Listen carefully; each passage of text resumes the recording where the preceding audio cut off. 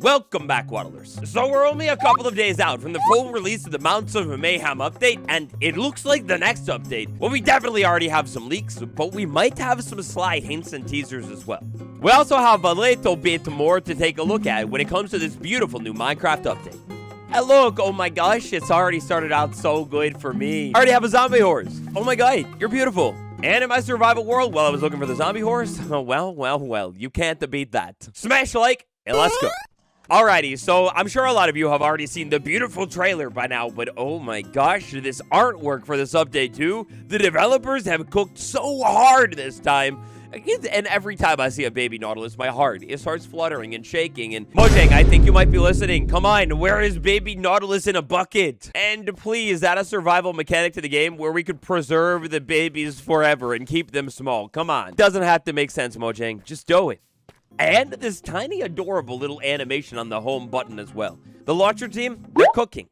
Now, when it comes to the state of this update, one would expect that Bedrock Edition would maybe have the more broken version of Mounts of Mayhem, and albeit maybe, but our Java Edition devs have accidentally left one of the most game-breaking things in the game for this update here that I think is going to require a hotfix update either this week, hopefully not before I get this video out, or next week before the devs go on their big vacation. So check this out. If I swing at a cow here, it is going to be 2 hits with an unenchanted netherite sword. Meanwhile, if I poke at a cow here with a spear, it is going to be more than 2 hits here. Okay, well, 2. The sword here, having a naturally higher attack damage, like much higher than the spear, is going to take less hits to take out a strong mob. But obviously, the setback here with the sword is I have to be way closer to the iron golem. With a spear, I could be from like 4 blocks away or something crazy far like this. Meanwhile, the sword, I'm like way too far away. Options, controls, keybinds, and then what we can do. We can actually bind multiple things to the same key. This was added to the game a while ago. So maybe like I could bind hotbar slot 5 and attack destroy to left mouse button. Now I just need to go 1, 2, 3, 4, 5. Make sure that's in the same slot. I can stand really far away from this thing. If I can do this correctly, I am actually using my sword from really far away. I'm basically able to use this to swing the sword from really far away. I could take my spear, hold this, and attack things with it, and I'm getting the sword's attack damage instead of the spear's attack damage. It's absolutely cheaty. It's broken. Go on a server right here. Somebody sees you with a spear. You think it's unenchanted, and then all of a sudden you're swiping and slicing with a sword. Naturally, here I wanted to see how far I could push this one, so maybe a sharpness 5, fire aspect, and while we're at it, a knockback 2 sword as well. Put this in the 5th slot. We hold the spear right here. I can stand really far away. But actually use the sword's attack way further than I should be able to actually deal damage. Oh my god. So the same thing is gonna happen here with something like, I don't know, a cow or something. Oh baby, goodbye. In a natural PvE setting, I mean, yeah, you know, overpowered, but maybe not the most game-breaking thing. But if you think about me pulling the sneaky one out on my friend here in a server, oh dude, that is so broken. That's absolutely busted. Meanwhile, over here on Bedrock Edition, I've been doing everything that I can to break the game, and maybe this all always comes back to the fact that I don't really have an old world with a bunch of stuff inside of it. But broken textures, haven't been able to see them. Placing blocks down in this update feels a lot better than it did in the old update. I've been experiencing maybe a little bit more lag inside of this update, but I'm a man of the people. I had to take to you guys to see what you really think. And actually, I'm kind of surprised to say, grateful to talk about that it seems like, for the most part here, the problems inside of this update are relatively minor. Well, other than the fact that Diamond Spear sometimes shows up as netherite. I haven't been able to make it happen in my world, but low-key kind of hilarious. So moving on, nowadays in the modern drop era of Minecraft, after one drop releases, often even before one drop has hit a full public release, the next drop. For us today, I think 26.1. Well, there's often little hints and teasers sprinkled about by either the developers or the code that the developers have put into the game. And well, bam, for one, furnaces. It looks like furnaces are gearing up to get a gigantic overhaul. This is new UI that has been found inside of the files for Bedrock Edition and is 100% legit. The only catch with this stuff right now is the fact that it's unfinished. The devs are going to be working on this UI, expanding it a little bit more, and perfecting it. This is basically the cleanest ore UI that we have seen out of all of the ore UIs that we've ever seen. And we've kind of seen a lot.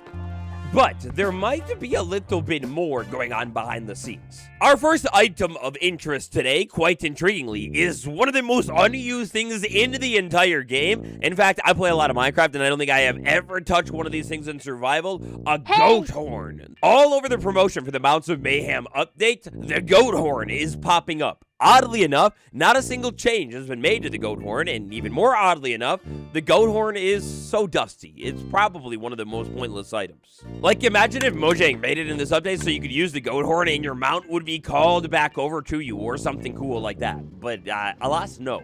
In multiple shots in this really clean trailer for the brand new update, we have players using goat horns and then charging into battle. Alongside that beautiful jazz, we don't have to go far into the official Mounts of Mayhem blog post to see goat horns are being mentioned yet again. Initially, when Mojang was announcing the drop system, it seemed like they wouldn't be constrained to timelines, so they could like take time on drops and really fully polish them, but that doesn't seem to be the case. I can't help but wonder if something was planned for the goat horn inside of this update that never made it into the game. And if that is the case, I can't help but also wonder if perhaps in the future, maybe like our next update around, we'll see something happen with the goat horn that will actually make it interesting. The biggest idea to me is seriously the idea of calling mounts. That seems like a relatively simple idea nowadays. Maybe even just teleporting your mounts over to you within like a certain radius or something. Of course, could mean nothing, maybe just for aesthetic purposes or whatever, but it's weird. Alongside of that, over on minecraft.net, a brand new cape texture was found using the ruby, but also at the same time, kind of vibing and looking like spiders or something. Now, this is all connected here because relatively recently on a Blue Sky post, Jeb mentioned that, yeah, maybe we do need more arachnids in the game. Or had like replied to somebody or whatever acknowledging that, yeah, it's kind of like lacking in the arachnid department. And now we have this ruby cape with these eyes. Except there's a little bit of confusion around this cape because this might actually just be a texture that has been found on Minecraft.net. It's like a new thing, but allegedly also just a skin image. So you can see it as a cape, but it's actually just a skin. Ruby's next year, guys. They confirmed it. They come back for sure. Yeah. No, but in seriousness, if this is actually just a skin right here, that is so sad. It is what it is. I guess we got cape bombed this year anyway, but oh my gosh, this would be the sickest cape out of every single one of them. I think I need a dark evil cape. Oh, and on that note of cape, great news. If you're still waiting on your copper cape, I'm seeing some people say that the copper cape is popping up for them in-game when they have updated to the Mounts of Mayhem update. So, as always here, when it comes to these new capes nowadays, you're going to want to check your cape studio on a bedrock edition to make sure you have the cape there first before you jump into Java. If you're hoping to get it on Java, try equipping it on bedrock first, jump into the game, then go over to Java. Since I last took a look at the Minecraft capes and the numbers tied to them, the copper cape has gone up by, I think, about 30,000. So, that's pretty significant. The next up here, with our tinfoil hat strapped tightly on here, of course. In some recent videos posted on the Minecraft YouTube channel, there's a little bit of weirdness. Of course, weirdness could mean nothing at all, but also could mean something. So in promotion, to build up a little bit of hype, hopefully for the Mounts of Mayhem update, we got a video all about the spear, and then another video all about the Nautilus. Both videos follow that standard developer behind-the-scenes type of feedback video. You know, the type of video that Mojang likes to give us from time to time. They talk about how they developed the thing, some things that went down whenever they were developing whatever thing they're thinging, and, you know, just kind of show off behind-the-scenes footage. The first bit of very intriguing footage happens when the developers are showing their monitors. They always do this. If you've been around in the community for like a year, maybe a little bit more now, you can remember that there have been many instances in the past where the devs show something on a monitor that maybe shouldn't have necessarily been seen. In this video, about the 45 or so seconds in, we can see the developer running around with the spear inside of, well, presumably a developer testing-y world. And very briefly here, we can see a lot of red, a lot of weirdness with the grates there. And then I've been trying to figure this out. So if we go ahead and just grab this screen, pull out the tried and true Photo Analyzer 3000. It's been so long. We can take a look at what I'm talking about. This spot right here, and then some of these other things as well. As far as I can tell, enhance, I think this is Bedrock Edition, redstone blocks and a U with maybe minecart rails up on top of them. This seems to be maybe copper grates for sure. Well, definitely copper grates, but on top of it there, I mean, it looks like a ladder, but almost to me, it looks a little bit more iron in tone, or right? Whatever the heck this thing is, very weird, but this thing is almost a little bit more interesting to me. It seems the different minecart tests, with perhaps maybe going around and turning. Over here, it looks like we have blocks right above what would be a minecart and maybe a piston over here. But a lot of minecart testing seems to be going on in this world on Bedrock Edition. Very weird. Huh, it's almost as if we are long overdue for a minecart update, and it's almost as if that minecart update would just need to be tested over on Bedrock. Now, the rest of the video, it is very interesting, but it doesn't necessarily reveal a whole lot. That is until we move ahead to like a 2-minute, 50-second or so in the video, we get another shot of the world. This other shot of the world here looks even more intriguing. I don't know if it means anything or not, to be honest, but no matter what, I always love to get to see into these developer worlds and, you know, maybe try and break down what might be going on and what they might be testing behind the scenes. Now, I had another video, too. This other video, it was all about the Nautilus, with even more different developers talking about the Nautilus and Felix. The sneaky, goofy lad himself. If you're unfamiliar with Felix, he's a Minecraft developer. He is the same developer that put Bowtie inside of the files, and is still inside of the files. And Felix likes to seem to goof around from time to time, and maybe poke a little bit of fun, maybe tease a little bit of tease.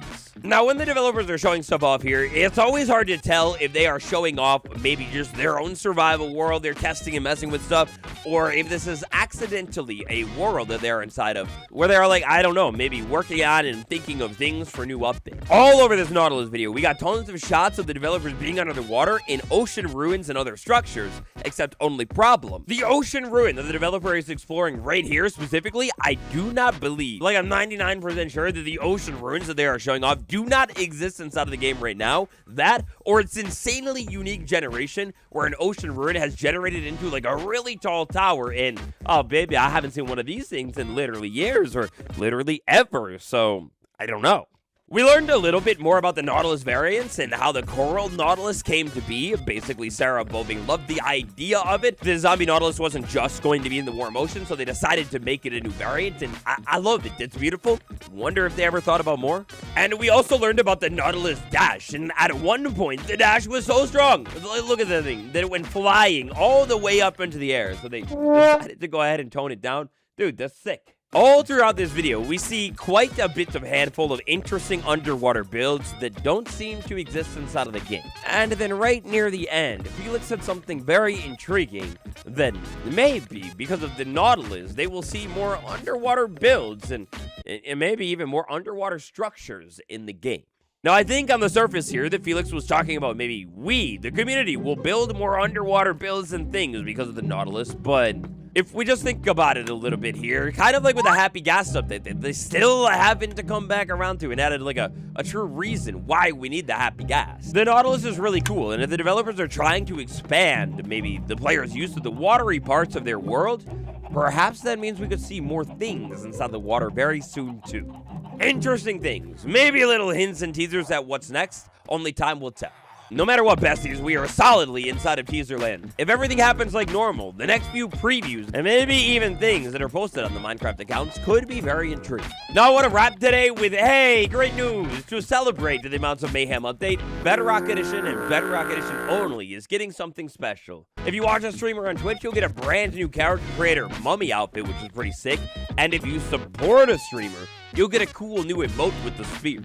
Lately, I've been on the grind, streaming all the time. I plan to be live again sometime very soon, and I usually go live on YouTube and Twitch, so if you want to get your hands on those things, turn notifications on. Thank you all so much for watching. Patron Gang, Grunkazime, Medical Boomstick, Fire Dragon 19, Steve M, The Duke, Pixie Phantom, Deb K, Fate War Grimoire, Jilly K, and Lena R. Thank you all so much, and until next time, this has been me, Watts. Goodbye, everyone.